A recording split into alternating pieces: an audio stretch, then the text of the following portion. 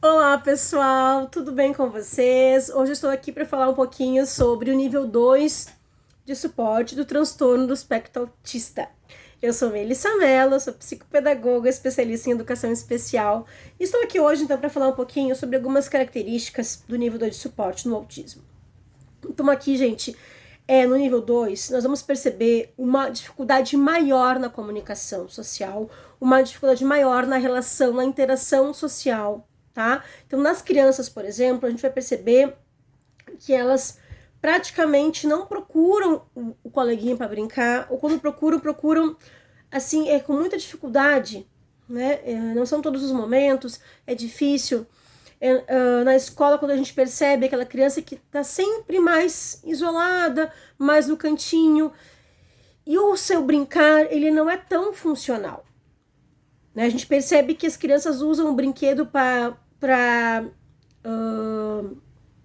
organizar as pecinhas, para deixar uma do ladinho da outra, organizar por tamanhos, organizar por cores, intercalar algumas cores, intercalar alguns tamanhos.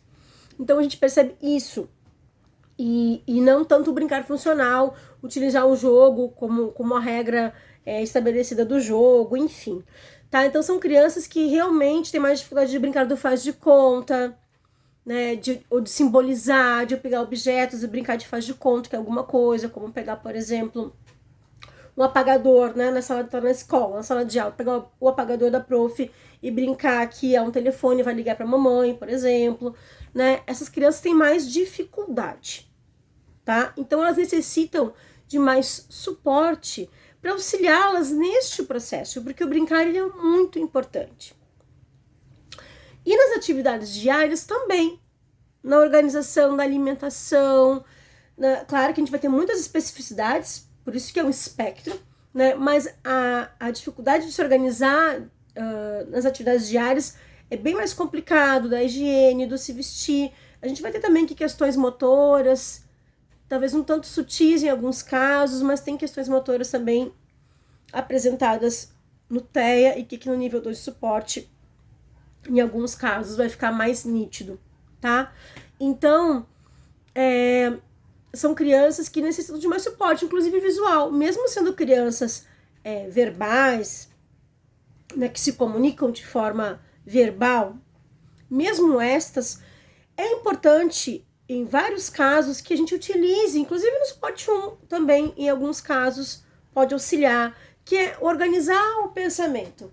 Facilita na organização diária, nas tarefas diárias de casa, o que tem que fazer primeiro, por exemplo, você vai organizar a mochila para a escola, o que vai primeiro, quais são os cadernos, os materiais, a organizar, a fazer as atividades, né, pedagógicas, organizar a sua mesinha, os seus materiais, como que vai guardar os seus brinquedos.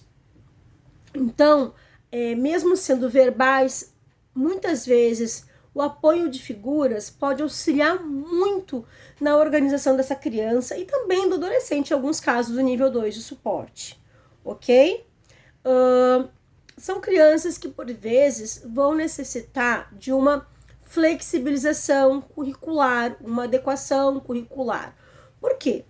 Né? Pode ser que nós tenhamos, sim, um nível 2 de suporte que não tem uma deficiência intelectual, mas que é mais difícil acompanhar os processos pedagógicos, e nós vamos ter também autistas que têm como comorbidade, por exemplo, a deficiência intelectual. Então, vão necessitar de mais suporte. Pode ser que a gente tenha aqui um estudante que esteja no 4º ano, no 5º ano, e que ainda não conseguiu se alfabetizar, mas que está em processo. Então, a gente vai precisar flexibilizar, adequar algumas questões pedagógicas. Então, no nível 1 de suporte, gente, isso é muito mais tranquilo nos aspectos da aprendizagem como um todo, né? Dos aspectos cognitivos e pedagógicos. No nível 2, a gente já vai perceber essa dificuldade maior acadêmica. Não é que eles não consigam, conseguem sim, mas precisam de um olhar diferenciado, uma flexibilização, tanto nas atividades quanto na avaliação. O olhar do professor aqui é crucial. E em casa também, é super importante a família estimular, dar autonomia, né, para que a criança ou adolescente se sintam realmente capazes de conseguir fazer as tarefas, mesmo com auxílio, ok? Então, aqui no nível 2 de suporte, sim, essas crianças e adolescentes vão necessitar de mais atendimento terapêutico. Quais seriam essas terapias? Depende de cada caso, ok? Essas crianças precisam ser avaliadas por médicos, por profissionais da área da saúde, para ver qual é a melhor área, quais são as áreas que precisam receber intervenção. Pode ser psicopedagógica, pode ser psicológica, pode ser comportamental, pode ser psicomotora, dos aspectos sensoriais também, uma terapia ocupacional, né? Aqui são crianças que são mais rígidas, são crianças que têm bastante questões sensoriais. O nível 1 também tem, né, aspectos sensoriais, mas o nível 2, por vezes, acaba apresentando mais busca sensorial, mais questões sensoriais, enfim, né? E aqui talvez um terapeuta ocupacional possa auxiliar. Então, de novo, como é um espectro, a gente não pode definir quais são as terapias, essas crianças precisam ser avaliadas para ver quais são as suas potencialidades e quais são os déficits e quais são as necessidades que essa criança necessita ou que esse adolescente necessita, ok? Mas sim, são crianças que gostam de estar com os outros, tá? Que por vezes podem sim estabelecer um contato visual, às vezes um pouco mais pobre, mas estabelecem contato visual, muitas vezes olham e desviam, mas sim, estabelecem, e a gente precisa então poder propiciar nos espaços em que essas pessoas frequentam uma qualidade de vida maior na escola e poder propiciar, né, recursos para desenvolver a autonomia desses sujeitos, ok?